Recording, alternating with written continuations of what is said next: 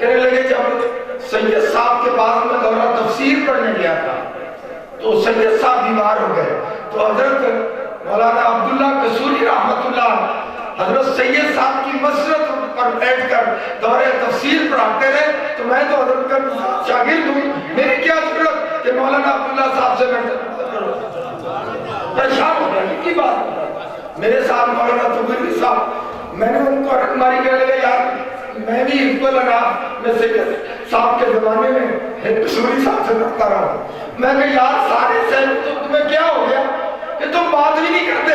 کہنے لگے حضرت کی میں نام پڑھا، ان کی علمی عظمت کو ہم سلام کرتے ہیں، ان کی جو خدمات خاص کر کے علاقوں میں ہے ان کو کبھی بلایا، کبھی نہ رافضی ہو سکتا ہے نہ خارجی ہو سکتا ہے، اعلیٰ حضرت کا معنی ہے۔ اور جب حضرت میرے قبلہ پیر مرشد سیدنا اخندزادہ سیف الرحمن افغانستان سے تشریف لائے تو ہم پہلے لوگوں میں ہیں تو میں نے عرض کیا آپ نے اعلیٰ تعارف چاہا تو میں نے تعارف پورا کرایا، تو حضرت خاموش ہو گئے، میں نے فتاوی رضویہ حضرت کی بارگاہ میں پیش کیا، آپ نے مطالعہ فرمایا، تو میں نے عرض کیا حضور آپ کے علاقے میں تو بندیت زیادہ ہے، افغانستان میں اب خیر بھی طالبان کے ذریعے اور رافضیت بھی ہے، جس میں صحیح نبی کریم اور صحابہ کے طریقے پر چلنا ہے، تو اللہ تعالیٰ نے اس صدی میں 14ویں صدی میں حق کا معیار امام اہل سنت کو بنا دیا ہے، چاہے وہ افغانی ہے، چاہے وہ پاکستانی ہے، چاہے وہ عربی ہے، چاہے وہ عجمی ہے، امام اہل سنت کی ذات اقدس ایسی ہے کہ جب ان کے علم و کمال کو دیکھتی ہے اس کے سوا چاہتے نہیں کہ ان کی عظمت کے سامنے سر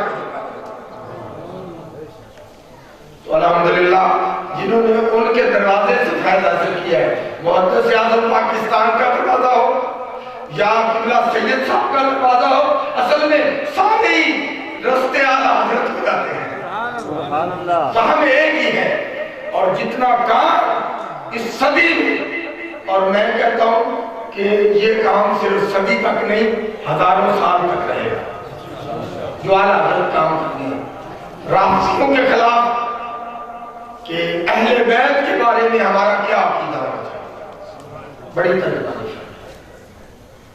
صحابہ کے بارے میں معیار، صحابہ کے بارے میں ہمارا کیا ایمان ہے، اور میں الحمدللہ رضوی ہوں، نہ تو میں مبالغے کا قائل ہوں کہ میں مبالغہ کسی چیز میں کروں، اور واقعہ کربلا سے متاثر ہو کر ایسے واقعات بیان کروں جن کی کوئی اثر نہ ہو، اور پھر ہم سنی تو چونکہ سنیوں کو عرصہ تک تو پتہ ہی نہیں تھا، یہ سارے موجود تھے کہ یکم محرم کو عمر فاروق کی شہادت پتا تھا، بہت کم مسئلہ میں جو آج صحابہ کے نام پر اپنی تنظیمیں بناتے ہیں، یہ کہاں تھے یوم فاروق اعظم کا آغاز ابتدا سے لے کر آج تک اہل سنت والجماعت۔ اب مطالبہ کرتے ہیں کہ صحابہ کے ایام سرکاری سطح پر منائے جائیں، یہ مطالبہ سنے صحابہ کے، میں کہتا ہوں میرا مطالبہ یہ اس وقت تک صحابہ کے ایام سن لو مطالبہ کرنے والوں، سرکاری سطح پر نہیں منائے جا سکتے جب تک میلاد النبی سرکاری سطح پر تکبیر،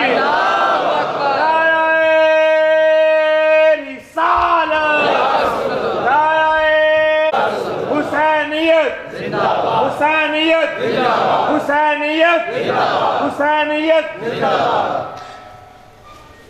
کہتے ہو کہ سرکاری سطح سے ولادتیں فاروق اعظم منائی گئے، سرکاری سطح پر ولادتیں عمر فاروق منائی جائے، سرکاری سطح پر ولادتیں عثمان غنی منائی جائے، سرکاری سطح پر ولادتیں مولانا منائی جائے۔ یہ بتاؤ کہ جب ان کی ولادت ہوئی یہ مسلمان تھے؟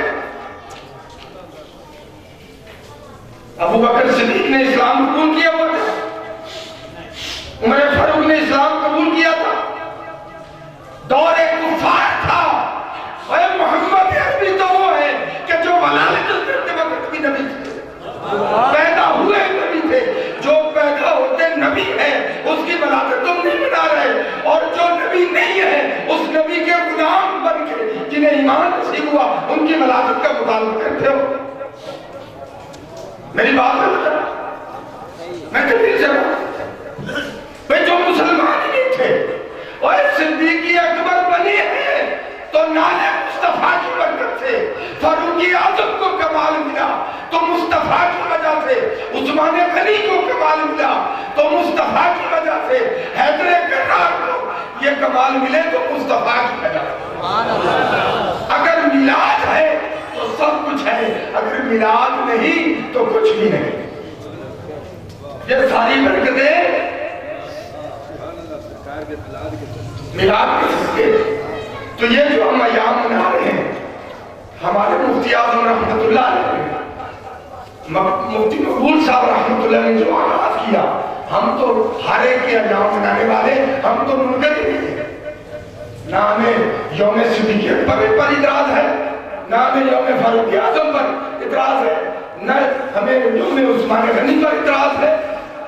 ایک ایک نبی کا غلام کا ایام مناؤ، بلکہ جو ان کے غلام ہیں، در غلام ہیں، تابعین، تبع تابعین، بلکہ اولیاء کرام کے ایام، ہم تو یوم مجدد الثانی مناتے ہیں، ہم تو یوم اعلیٰ حضرت مناتے ہیں، ہمیں تو یوم امام اعظم ابو حنیفہ مناتے ہیں، ہم تو ان تو اولیاء کے لیے کام کے قائل ہیں۔ لیکن بات یہ ہے یہ ایام تب رکھتے ہیں جب مصطفیٰ کا یوم ولادت منایا جائے۔ تو یہ جو 10 ایام ہیں ان پاک لوگوں کی ہیں۔ آج کے دن آج 2 محرم ہے، یعنی یکم کو امام حسین رضی اللہ تعالیٰ عنہ کربلا پہنچے۔ اس سے پہلے مدینہ میں گورنر یزید کے ساتھ مقابلے ہو چکے ہیں۔ علماء جو پہلے تقریریں کر چکے ہیں انہوں نے یہ واقعہ بیان کیے ہوں گے انہوں نے، میں مناسبت سے یہ واقعہ بیان کروں گا۔ اگرچہ گلا تو میرا اس طرح ہے لیکن انشاءاللہ تاریخی مواد آپ کو مل جائے۔ امام حسین نے مدینہ چھوڑا اور مطالبہ یہی تھا یا یزید کی بیعت کریں یا مدینہ چھوڑ۔ تبری میں تمام تواریخ کی کتابوں میں شیعہ سنی سب کتابوں تو امام نے فرمایا کہ میں یزید کی بیعت نہیں کروں۔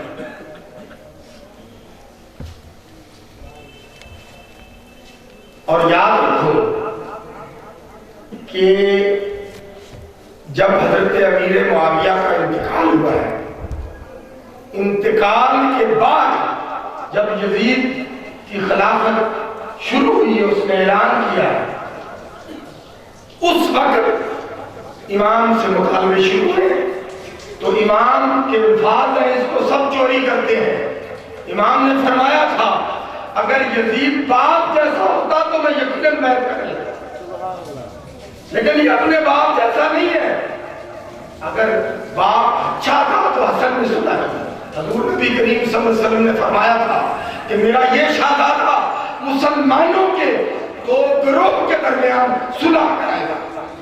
حضرت امام حسن کے بارے میں پیشین گوئی ہے تو ثابت ہوا وہ دونوں گروہ مسلمان تھے اور صلح حسن نے کرائی۔ پھر جب ان کا انتقال ہو گیا اب یزید پر امام حسین نے بیعت سے انکار کیا۔ اب یہاں میں ایک بات میں کرتا ہوں، علی بڑے ہیں یا حسین بڑے؟ حضرت علی۔ بیٹا تو موت تک تیار ہو گیا یزید کی بیعت پر، وہ تو جان دینے کے لیے تیار ہے کہ میں بیعت نہیں کروں گا، مدینہ چھوڑنے کو تیار ہو گیا۔ ہجرت پر گھر بار چھوڑنا آسان ہے۔ حسین بیٹا ہے، علی باپ ہے۔ میں ان لوگوں سے پوچھتا ہوں بھائی تم کیسے حسینی اگر حسینی ہو تو ابو بکر صدیق کو مانو، کیونکہ ابو بکر صدیق کی علی نے بیعت کی ہے۔ اگر ابو بکر صدیق درست نہ ہوتے، حیدر کرار کبھی صدیق اکبر کے ہاتھ پر بیعت نہ کرتے۔ پھر عمر کو مانو بھائی، عمر فاروق کے ہاتھ پر علی نے بیعت کی ہے۔ عثمان غنی کو مانو کہ عثمان غنی کی حکومت کو علی نے تسلیم کیا ہے۔ علی کو تو مانتے ہی ہو، اب علوی ہم کم ہے، ہم ان کو مانے جن کو علی نے مانا ہے، جن کو حسین نے مانا ہے، جن کو حسن نے مانا ہے۔ کشف الغمہ فی معرفت ائمہ کے اندر ایک روایت ہے۔ کشف الغمہ دو ہیں، ایک اہل سنت کی ہے، ایک تشیع کی ہے۔ کشف الغمہ میں لکھا ہوا ہے، امام جعفر صادق ابا عبداللہ علیہ السلام سے یہ روایت ہے کہ آپ کے ہاتھ میں تلوار تھی اور تلوار پر سونے اور چاندی کی پتریاں لگی تھی۔ تو دیکھ کر ایک غلام نے عرض کیا، حضور کیا مرد سونا پہن سکتا ہے؟ آپ نے میں نہیں، تو آپ نے آپ کی تلوار پر تو سونے اور چاندی کی پتریاں لگی ہوئی ہیں، یہ جائز؟ کس سے پوچھا؟ امام آپ نے فرمایا تو نہیں جانتا کہ ابو بکر صدیق کی تلوار پر سونے اور چاندی کی پتریاں لگی ہوئی تھی۔ اب اس بندے نے یہ تو نہیں کہا کہ لگی تھی یا نہیں لگی تھی، انہوں نے کہا حضرت آپ ان کو صدیق مانتے ہیں؟ آپ نے فرمایا نام صدیق، نام صدیق، نام صدیق، 3 بار آپ نے صدیق کا لفظ پڑھا۔ تو جن کو صدیق امام جعفر صادق کہیں وہ ایسے ہی ہو سکتے ہیں، اس لیے علی نے اگر صدیق نہ ہوتے تو علی کبھی ان کے ہاتھ پر بیعت، علی نے ان کے ہاتھ پر بیعت، مگر یزید کی بیعت سے حسین نے انکار کر دیا اور ایسا انکار کیا مکہ مدینہ چھوڑ دیا، مکہ حج کے لیے آ گئے۔ حج میں آپ نے اپنا احرام باندھا، ظاہر ہے کہ شروع میں جب دخول ہوتا ہے تو احرام عمرے کے لیے باندھا، آپ تشریف لائے، آپ نے عمرہ ادا فرمایا۔ بات کہتے ہیں کہ امام حسین نے احرام حج کو عمرے میں تبدیل کیا۔ آپ مینا تو کہیں یہ کیسے ہوتے بھئی مکہ کے اندر حج تو ہے نہیں، حج تو مینا میں ہے۔ بعض لوگ یہ روایت غلط بیان کرتے ہیں کہ امام حسین نے حج کو عمرے میں تبدیل کیا، ایسا نہیں ہے۔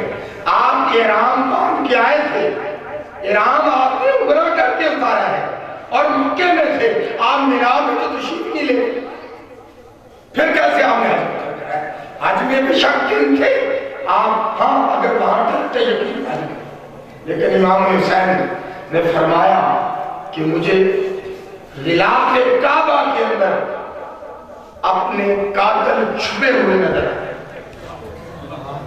جن لوگوں کو آپ جانتے تھے کہ یہاں وہ اس لیے آئے ہیں مجھے شہید کر دیا جائے، آپ نے فرمایا مجھے ان کا خوف نہیں ہے، میں خوف سے نہیں کہا، اگر میں یہاں جنگ کروں تو میرے ہاتھ مضبوط ہیں، یہاں ہزاروں لوگ میرے ساتھ مل جائیں۔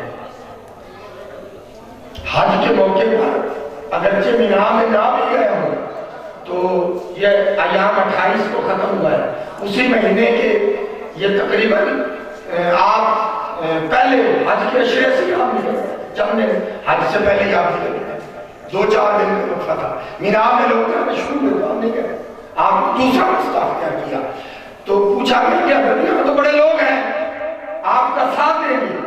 آپ نے فرمایا میں قیامت تک کے لیے جس گھر کے بارے میں اللہ تعالیٰ نے کیڑی کو مارنا بھی حرام کر دیا ہے، یہ لوگ خیال نہیں کریں گے، کعبہ کی عظمت و عزت کو پامال کریں گے میرے خون سے۔ میں نہیں چاہتا میرے نبی کے، میرے نانا کے دین پر حرف آئے۔ آپ نے اس وجہ سے مکہ کو ترک کرا۔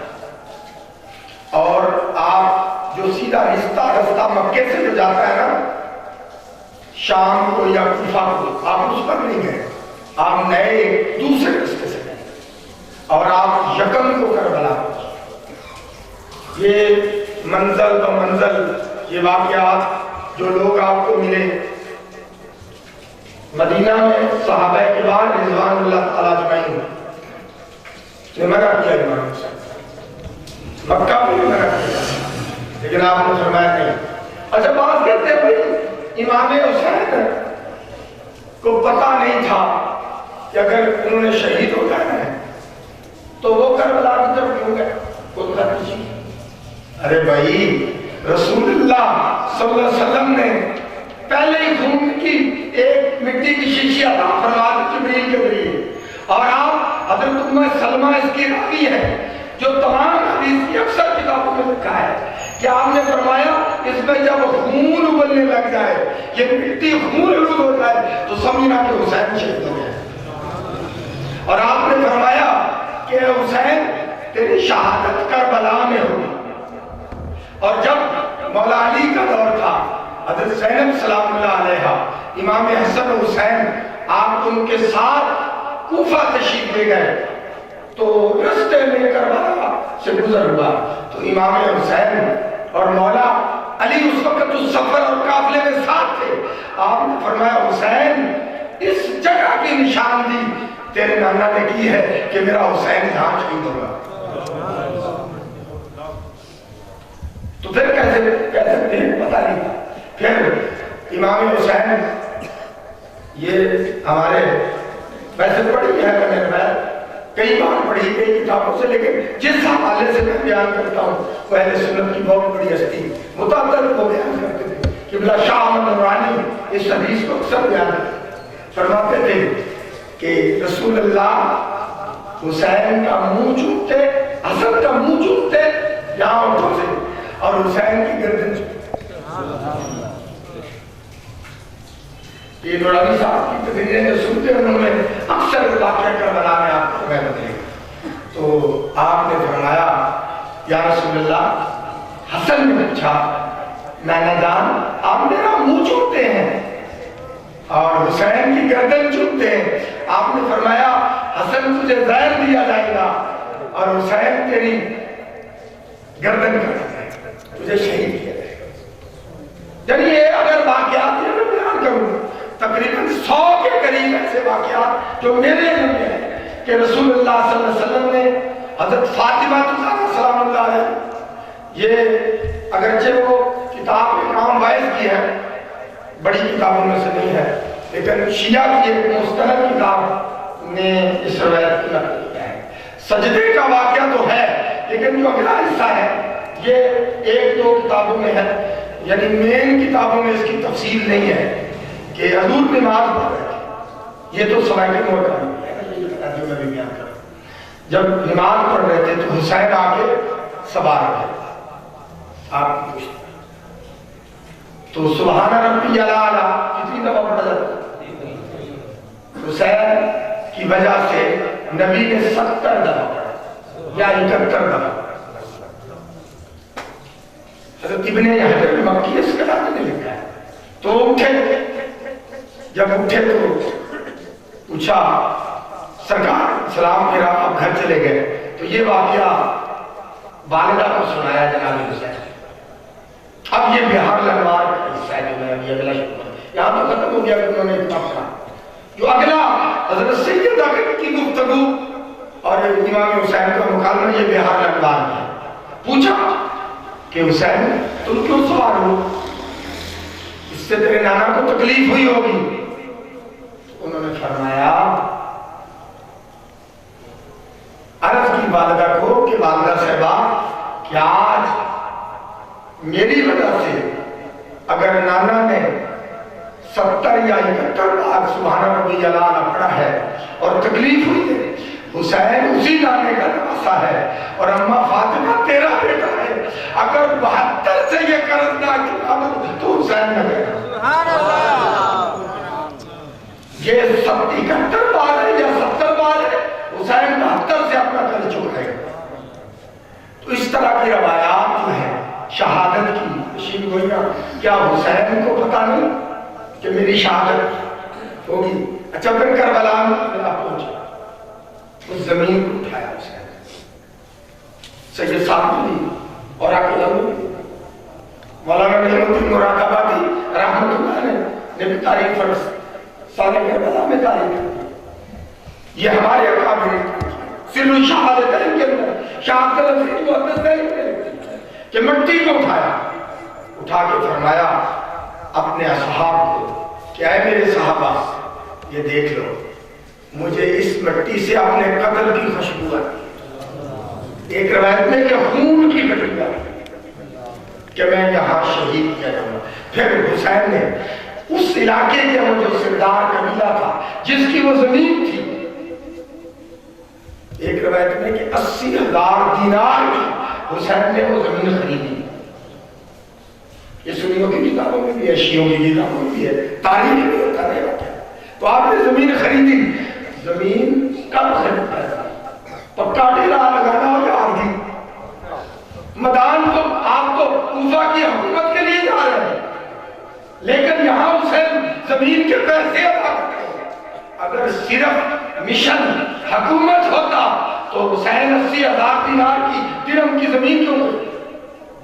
آپ جہاں آپ کی قبر ہے آپ کو زمین خود خریدی، جہاں آپ کی آج مزار ہے وہ کسی کی غیر کی زمین میں نواز رسول اپنی قبر نہیں چاہتا کہ ایسے رستے میں مالک کوئی ہو اور مجھے یہاں دفن۔ وہ حسین کی اپنی ملکیت تھی۔ پھر حسین نے تھوڑا ہی پہلے اور ریاحی اس نے آپ کے خیام پہلے ملاقات کربلا سے چند کوس فاصلے، امام جب آ رہے تھے تو امام کی قافلے کو اس نے باہر رکا، روک کے حسین سے پوچھا، لیکن کیفیت کیا تھی کہ ہر بڑا شدید گرمی پیاس کی وجہ سے خود بھی ہانک رہا تھا، سانس چڑھا ہوا تھا، ان کے اونٹ گھوڑے وہ بھی اسی حالت تھی۔ تو امام نے فرمایا جتنا تمہارے پاس پانی ہے ان کو پیش کرو، یہ پیاسے ہیں۔ ہر کے گھوڑوں کو، ہر کے اونٹوں کو جتنا حسین کے پاس پانی تھا، پانی بافر تھا، آپ نے پلا دیا۔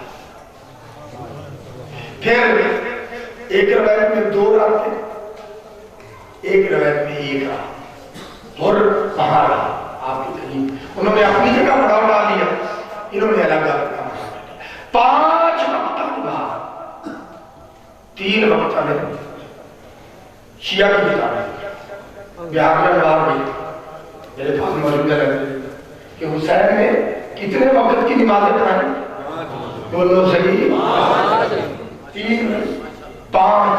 اور ہر نے یزیدی فوج نے جتنی بھی فوج تھی سب نے حسین کی ابتدا میں نمازیں ادا کی۔ حسین امام بنے، یزیدی مقتدی بنے، حسین کی مقتدی بنے۔ یہاں پتہ چلتا ہے کہ یہاں مذہب سب کا ایک تھا، وہاں دوسرا مذہب جو ہر کے ساتھ لوگ آئے، اگر ان کا اور مذہب ہوتا تو وہ حسین کی کتاب میں اور طریقے سے نماز پڑھی، لیکن انہوں نے وہاں نماز پڑھی۔ یہ اہل سنت کی کتب سے بھی ہے، دوسرے کا۔ خیر وہاں سے حسین نے جب خیام گاہ اٹھایا، ہر نے اطلاع بھیجی کہ حسین فلاں منزل پہنچ گیا، خط لکھا۔ آپ کے خیام اس وقت بالکل دریائے فرات کے کنارے تھے۔ ادھر ایک طرف سے عمر بن سعد 4000 لشکر۔ یہ واقعہ یوں ہے کہ عمر بن سعد حضرت سعد رضی اللہ عنہ جن کا درسانی ہے، ان کے بیٹے ہیں،